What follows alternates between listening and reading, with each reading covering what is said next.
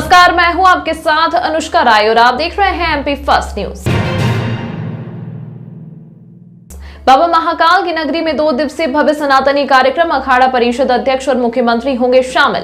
बाबा महाकाल की नगरी उज्जैन में 3 और 4 जनवरी को सनातन कुंभ सा नजारा नजर आएगा। श्री पंचायती अखाड़ा निरंजनी द्वारा मालवा की प्रसिद्ध भागवत कथा आचार्य वर्षा नागर को निरंजनी अखाड़े के महामंडलेश्वर पद पर विभूषित किया जा रहा है। कार्यक्रम को लेकर साधु संतों का उज्जैन आगमन भी आना शुरू हो गया है। कार्यक्रम स्थल पर जाकर साधु संतों ने निरीक्षण किया और ध्वज पूजन किया।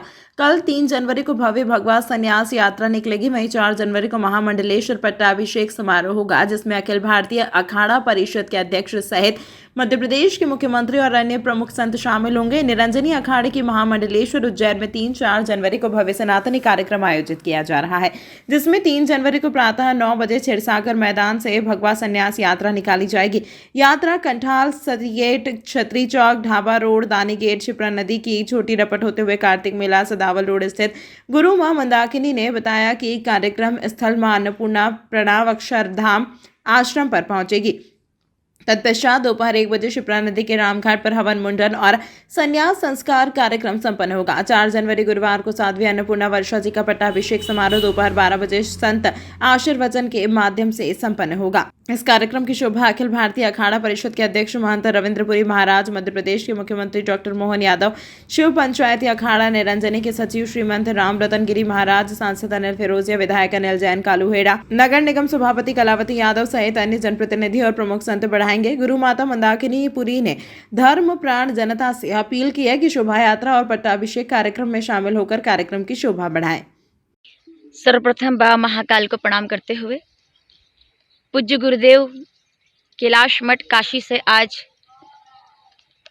गुरु पूर्णिमा पर जिनसे मंत्र दीक्षा के माध्यम से मेरे जीवन का नया प्रारंभ हुआ था संन्यास क्षेत्र के लिए, जहाँ से प्रारंभ कहा जाता है, और उसके पश्चात माँ जन्म देने वाली माता तो कोई और है, लेकिन मुझे संन्यास की पूर्णता की ओर ले जाने वाली और मेरे जीवन के सबसे बड़े लक्ष्य को जागृत करने वाली कि तुम्हारा जन्म इसके लिए हुआ है, ये बताने वाला सबसे बड़ा होता है। तो माँ के स्वरूप में पूज्य गुरु माँ मैं प्रणाम करती हूँ, जिनके माध्यम से मुझे लक्ष्य प्राप्त हुआ है। आपने बहुत अच्छी बात कही है अभी कि संन्यास का मतलब होता है नया जीवन, समाज के कल्याण के लिए, धर्म के संरक्षण में रह करके संस्कृति के प्रचार के लिए। ये जो ध्वज आप देख रहे हैं, ये सनातन संस्कृति का ऐसा परचम है जो कि जगत को बता रहा है कि सुबह जब होती है प्रातः भोर, तो वो भी भगवा के साथ होती है, और जब शाम संध्या होती है तब भी भगवा के साथ होती है। और वही भगवा ध्वज जिसके शरण में पूरा जगत सुरक्षित है। क्योंकि मैं जिस परिवार से आती हूँ, वहाँ हृदय पर हाथ रख करके सिखाया गया है कि नमस्ते सदा वत्सले मातृभूमि, और उसी परिपाटी को आगे बढ़ाते हुए 101 फीट के भगवा ध्वज के इस परम सानिध्य में परम संतों के आशीर्वाद के साथ मेरा परम सौभाग्य है कि पूज्य गुरुदेव आज अपनी व्यस्तता में से समय निकाल करके यहाँ पधारे। और आज मेरी स्थिति वैसी है कि गुरु गोविंदो खड़े काके लघु पाए, बलिहारी गुरु आपकी गोविंद दियो मिलाए। 25 वर्षों से 2000 सन से कथा भागवत के माध्यम से मैंने अपनी आध्यात्मिक यात्रा प्रारंभ की थी, और अब आकर के उस तपस्या का फल मुझे इस दायित्व के स्वरूप में प्राप्त हो रहा है। मैं सभी संतों को प्रणाम करती हूँ, और इस पूरी यात्रा में प्रारंभ से लेकर के इस नए जीवन तक आज तक मैं वर्षा नागर हूँ।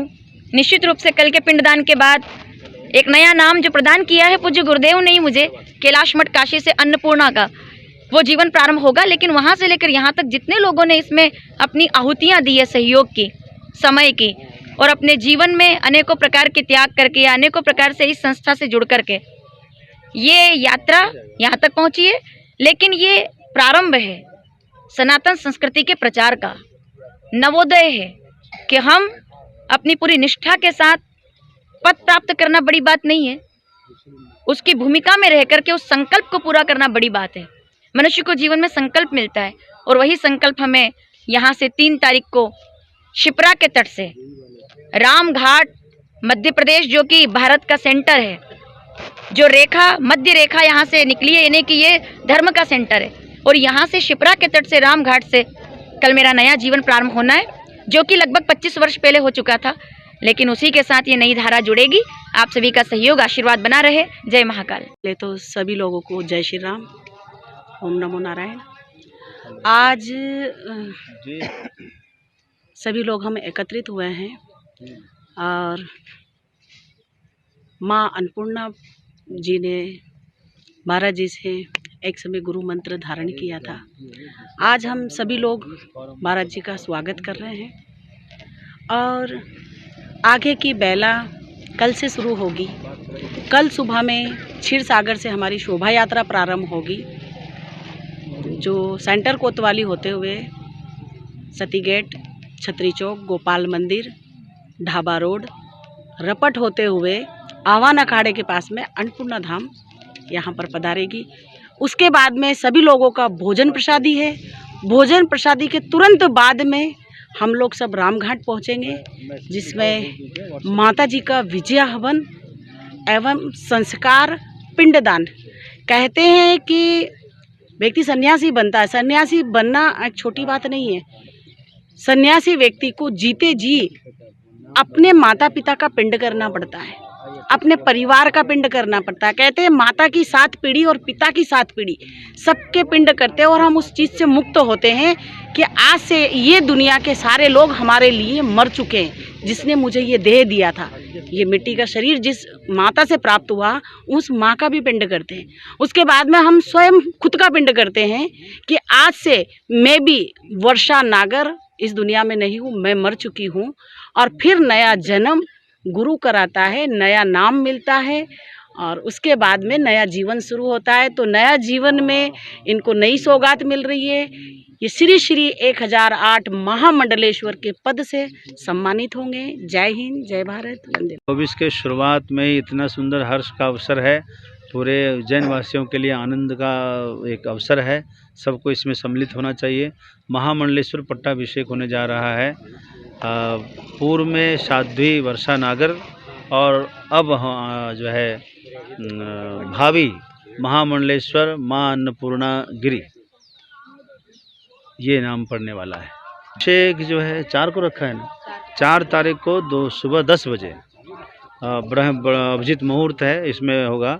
और अखाड़ा परिषद के अध्यक्ष भी आएंगे, निरंजनी अखाड़ा के भी अध्यक्ष आएंगे और भी संतजन आएंगे। इसमें महामंडलेश्वर मंदाकिनी पुरी जी हैं, वो भी रहेंगे। निमंत्रण दिया गया है।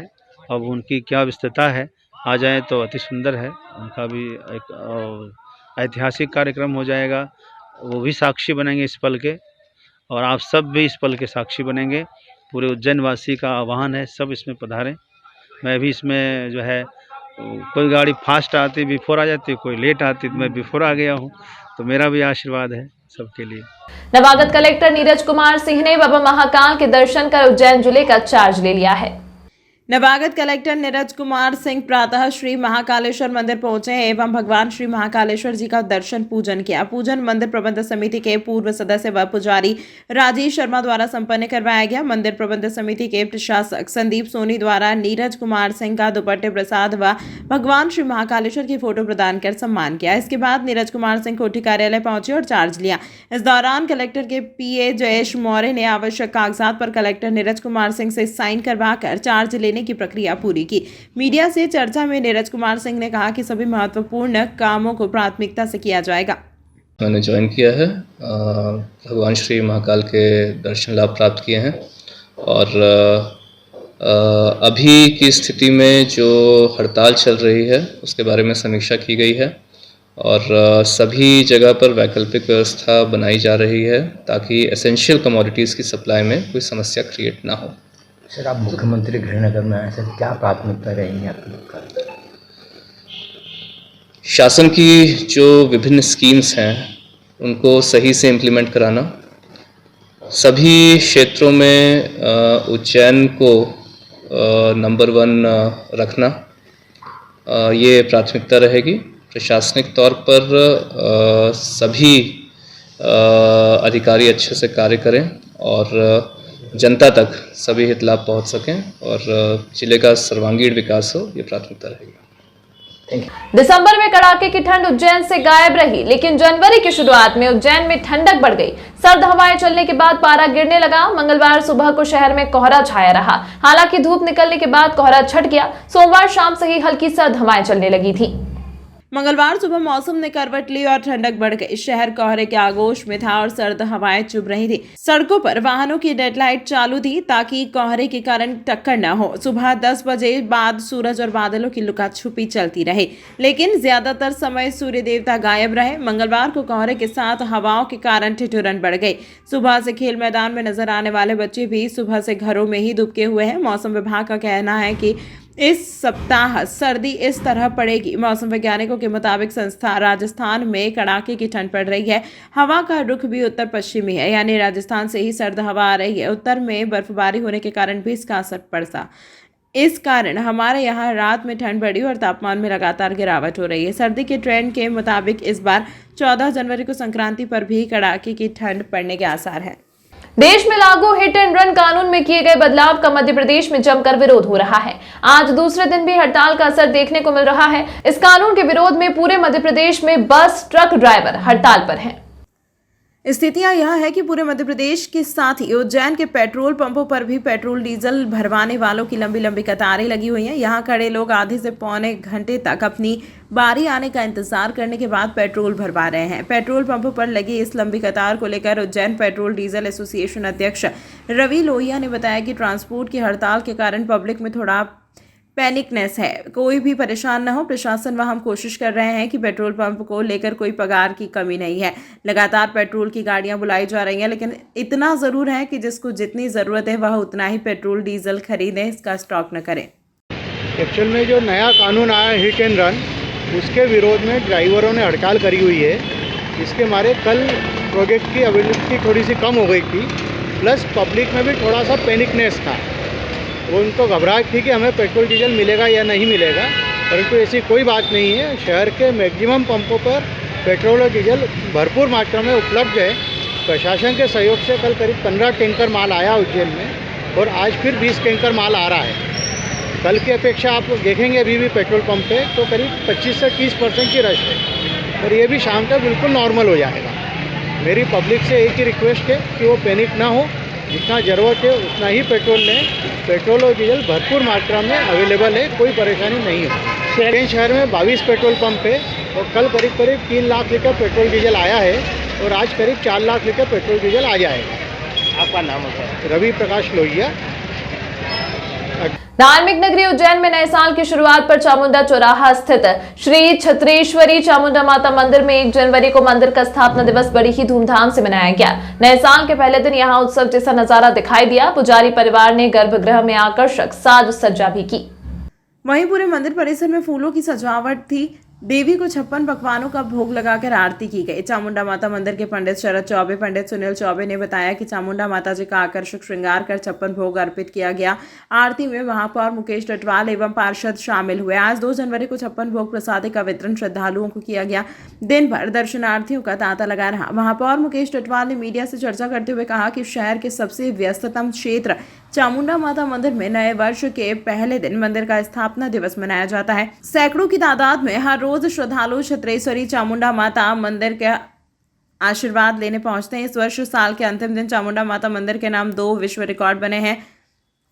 निर्धन वर्ग के लोगों को शाही भोजन कराने और मंदिर परिसर में ही भारत दर्शन के तहत विभिन्न देवालयों के दर्शन कराने के लिए वर्ल्ड रिकॉर्ड में नाम दर्ज हुआ है। पूरे मंदिर में आकर्षक साज सज्जा की गई थी। नया वर्ष होने से अल सुबह से ही दर्शनार्थियों की भीड़ दर्शन के लिए लगी रही। आरती में आए महापौर मुकेश टटवाल एवं पार्षद का चामुंडा माता मंदिर समिति द्वारा सम्मान किया गया। माँ चामुंडा की आरती में सम्मिलित होने का मुझे सौभाग्य प्राप्त हुआ है। हमारा उज्जैन बाबा महाकालेश्वर की नगरी में माँ चामुंडा माता मंदिर के हमारे पुजारी जी और सारे संयोजक और सारे समिति के लोगों द्वारा बहुत ही पुनीत कार्य किया जाता है। प्रतिदिन यहाँ पे लोगों के लिए भोजन प्रसादी का निःशुल्क वितरण होता है और अच्छे से किया जाता है। और कल हमारे मंदिर समिति के सभी लोगों के द्वारा विश्व रिकॉर्ड बनाया गया है। मैं उसके लिए भी सारी समिति को बहुत बहुत धन्यवाद देता हूँ, साधुवाद देता हूँ। जिन्होंने हमारे उज्जैन का नाम रोशन किया है। पहले भी विश्व रिकॉर्ड बना चुके हैं और कल भी 2 विश्व रिकॉर्ड बनाए हैं। और आज माता जी की आरती में सम्मिलित होकर के सारे शहरवासियों के लिए, प्रदेशवासियों के लिए, देशवासियों के लिए सुख समृद्धि की प्रार्थना की है और माँ भवानी का आशीर्वाद हम सब पर बना रहे, इस सारे शहरवासियों बना रहे, सभी जन जन पर बना रहे। हमारे देश के यशस्वी प्रधानमंत्री नरेंद्र मोदी जी, हमारे प्रदेश के मुख्यमंत्री डॉक्टर मोहन यादव जी, इनके नेतृत्व में हमारा देश उन्नति कर रहा है। और आने वाले 22 तारीख को हमारा जो भगवान श्री राम जी का मंदिर में भगवान की प्राण प्रतिष्ठा होने वाली है, उसको लेकर भी काफ़ी उत्साह है और सारे भक्तों को आशीर्वाद बना रहे, ये मेरी कामना है। शहर की माँ चामुंडा माता मंदिर बहुत प्रसिद्ध माता है, इनका आशीर्वाद पूरे शहरवासियों को मिलता है। साथ में हमारे से बाहर से आने वाली जनता, महाकाल लोग दर्शन करने के बाद यहाँ पर दर्शन करने आती है, क्योंकि यहाँ पर बस स्टैंड भी पास में है और रेलवे स्टेशन भी पास है। और यहाँ की जो समिति है बहुत अभिनव कार्य करती, सारी व्यवस्था इतनी सुचारू रूप से होती है कि श्रद्धालुओं को परेशानी नहीं होती और सुविधापूर्वक दर्शन भी होते हैं। हर वर्ष कैलेंडर वर्ष के अनुसार यहाँ पर 56 भोग भी लगाया जाता है और माता रानी का प्रसाद रोज़ ही मिलता है। यहाँ पर निर्धन लोग यहाँ पर रोज़ भोजन भी करते हैं। इससे सुचारू रूप से बहुत बढ़िया व्यवस्था है यहाँ पर। 56 भोग की सुबह मतलब आरती हो चुकी, 56 भोग भी लग चुका, दिन भर हलवे का प्रसाद भी बट गया और 56 भोग का प्रसाद कल भी दिन भर बटे निःशुल्क, इसका कोई शुल्क नहीं लगता। ये प्रतिवर्ष ये 1 जनवरी जो है हमारी समिति का ये स्थापना दिवस है और संयोग से ये अंतर्राष्ट्रीय कैलेंडर ईयर भी है। हम पूरे देश में लोग नया वर्ष है, पूरी दुनिया में इसको मनाते हैं, तो इसको धार्मिक तरीके से मना लेते हैं और हम हमारी समिति का स्थापना दिवस मनाते हैं। सनातन धर्मावलंबियों का नया वर्ष जो है चैत्र प्रतिपदा नवरात्रि से शुरू होता है, वो भी मनाते हैं।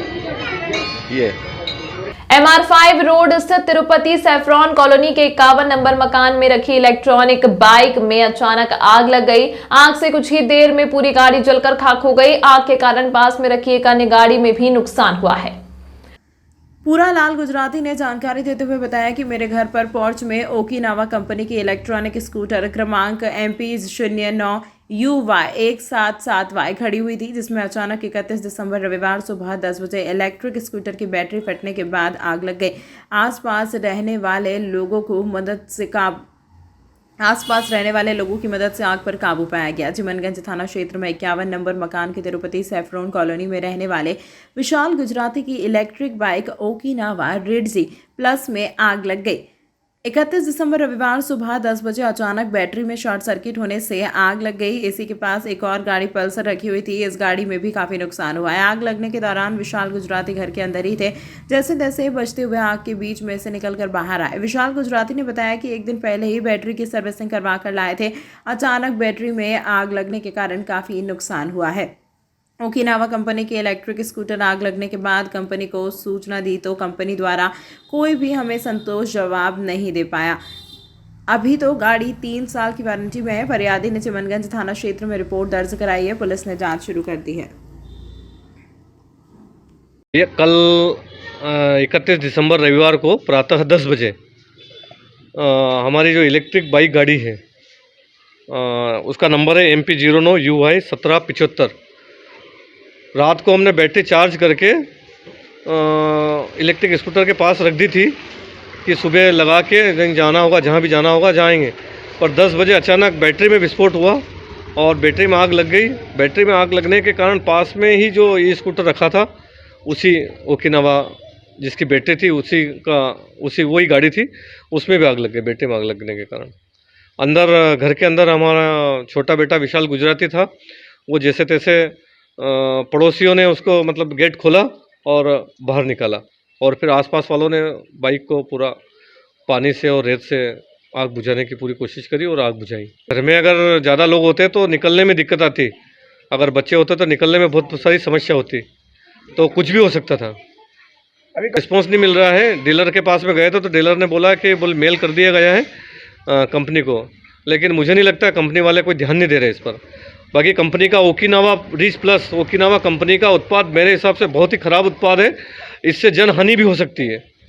अगर चलते हुए गाड़ी अगर बैठता गाड़ी पर और कुछ हो जाता तो जनहानि भी हो सकती थी। वारंटी में आपकी गाड़ी बिल्कुल 3 साल की वारंटी में है और 2.25 साल करीब हुए हैं गाड़ी को लिए ने और 3 साल की वारंटी है।